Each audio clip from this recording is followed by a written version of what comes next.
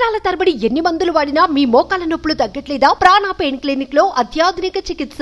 అలాగే ఛత్తీస్గఢ్కి వెళ్ళి కరెంటును విపరీతమైన ధర కొనుక్కొని కమిషన్ల పేరు మీద వేల కోట్లు సంపాదించిందని చెప్పి రెండో అసెంబ్లీ సెషన్లో నేనే ఆ రోజు దాని మీద లేవట్టిన.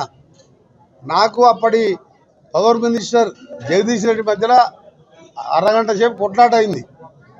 నేను చెప్పిన 30,000 కోట్ల యాదాద్రి థర్మల్ ప్లాంటు కాంట్రాక్ట్ బిహెచ్ఈలు నామినేషన్ ఎట్టించినావు, అందులో 10,000 కోట్లు నువ్వు తిన్నావు అని చెప్పి జగదీష్ రెడ్డి గారిని, ఈ ప్రభుత్వాన్ని నేను ఆ రోజు అసెంబ్లీలో రికార్డు పరంగా గట్టిగా వాగ్దాలు ఆధారాలతో చూపిస్తే మా ముఖ్యమంత్రి గారు రూమ్లో ఉన్నవారు బయటకు వచ్చి ఎమ్మెల్యే నువ్వు మా అన్న చెప్పింది వెంకటరెడ్డి గారు చెప్పింది కరెక్టు, ప్లస్ నువ్వు దమ్ముంటే విచారణ చేసుకో అని చెప్పి ఇప్పుడు నీ ఎమ్మెల్యే అప్పుడు ఆ పనికిరాని మంత్రి జగదీష్ రెడ్డి గారు నీ దమ్ముంటే వేసుకో ఎంక్వైరీ, నీ దమ్ముంటే వేసుకో అని చెప్పి అంటే దమ్మే ఉంది.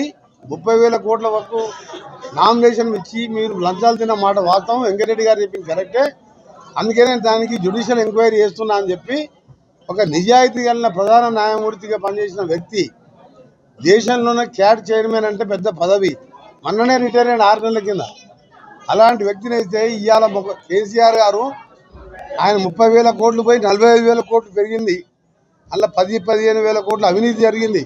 సబ్ కాంట్రాక్టులన్నీ టీఆర్ఎస్ అప్పుడు మినిస్టర్గా పవర్ మినిస్టర్గా ఉన్న జగదీష్ రెడ్డి వాళ్ళ ఎమ్మెల్యేలు ఒక్కొక్కరు 500 కోట్లు సంపాదించిన దాని మీద నేను ఆధారాలు సహా అసెంబ్లీలో చూపించిన తర్వాతనే ముఖ్యమంత్రి గారు ఇంటర్ఫియర్ అయ్యి కరెక్టే మా మినిస్టర్ గారు చెప్పింది దాని మీద నువ్వు వేసుకుంటున్నావు కదా, వేస్తున్న కమిషన్ అని వేసిండు. వేస్తే ఇవాళ జూన్ 30 లోపల సమాధానం ఇస్తానని చెప్పి ఇవాళ కమిషన్ మీద నమ్మకం లేదు, కమిషన్కు లేదు, నేను రాను, కమిషన్ అసలు నాకు రద్దు చేయాలి అంటే ఇక్కడ పోతుంది ప్రజాస్వామ్యం.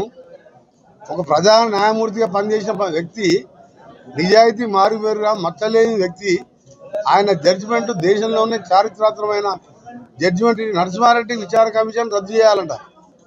అంటే మీరు ఎన్ని తిన్నా కానీ వదిలిపెట్టమని అంటారు. గొర్రెల్లో ఇప్పుడు 700 కోట్లు గొర్రెల్లో తింటే సెంట్రల్ గవర్నమెంట్ ఇప్పుడు ఈడీ స్కామ్ ఈడీ ఎంక్వైరీ నడుస్తుందా లేదా?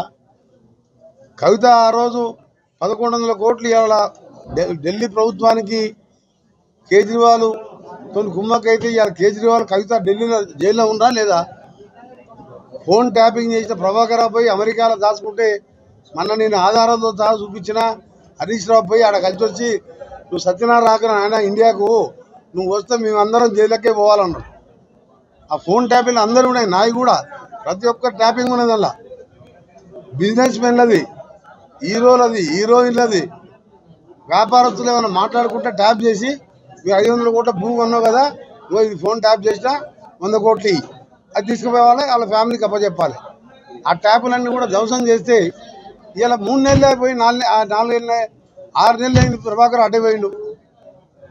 మన ఈకే 527 525 ఫ్లైట్లో పోయినట్టు వచ్చేటప్పుడు మద్రాసు వచ్చినట్టు ఆధారాలు చూపించిన కదా, తెల్లారి అమరవూరు స్థూపం అన్నాడు, మళ్ళీ మాట్లాడిండా?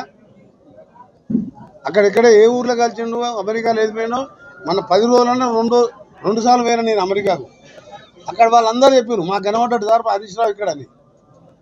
కాకపోతే మనం వీడియోలు తీయాలి, వాళ్ళలాగా దొంగ ఫోన్లు ట్యాప్ చేయాలని అలవాటు లేదు కదా మనకు. దీన్ని బయట పెట్టాలంటే అప్పుడు అక్కడ అమెరికాలో కూడా వీడియో చూపిస్తుంటుంది.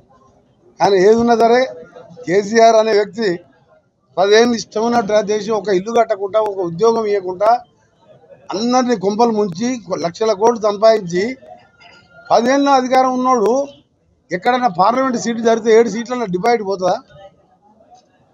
27 ఏళ్ల కింద లల్లు ప్రసాద్ జైల్లోకి పోతే వాళ్ళ భార్య 9 ఏళ్ళు ముఖ్యమంత్రిగా రాష్ట్రాన్ని నడిపించింది. అంటే ఒక కుటుంబము తెగబడి దోసుకుంటే ఎట్లా జరుగుతుందో 10 ఏళ్ళల్లో ఇక మళ్ళీ కేసీఆర్ అనేది లేకుండా పార్టీ టీఆర్ఎస్ అనేది లేదు. నేను ఎప్పుడూ చెప్పిన పార్లమెంట్ అసెంబ్లీ ఇచ్చినప్పుడు పార్లమెంట్ ప్రచారంలో చెప్పిన 4వ తారీఖు తర్వాత బీఆర్ఎస్ పార్టీ ఉండదు. ఇవాళ ఢిల్లీలో దీన్ని ఖండించమని చెప్పాలి. సంతోష్, వినోద్ కుమార్, సంతోష్ రావు, ఇంకొక ఆయన నమస్తే తెలంగాణ ఎండిసి ఉంటే రాజ్యసభ ఎంపీ ఆయన కేసీఆర్ నొప్పించి మా పార్టీని బీజేపీలో కల్పిస్తామని చర్చలు నడుస్తున్నాయా లేదా? సుమన్ టీవీలో మీ పర్సనల్ అండ్ బిజినెస్ ప్రమోషన్స్ కోసం కింది నెంబర్కి కాంటాక్ట్ చేయండి.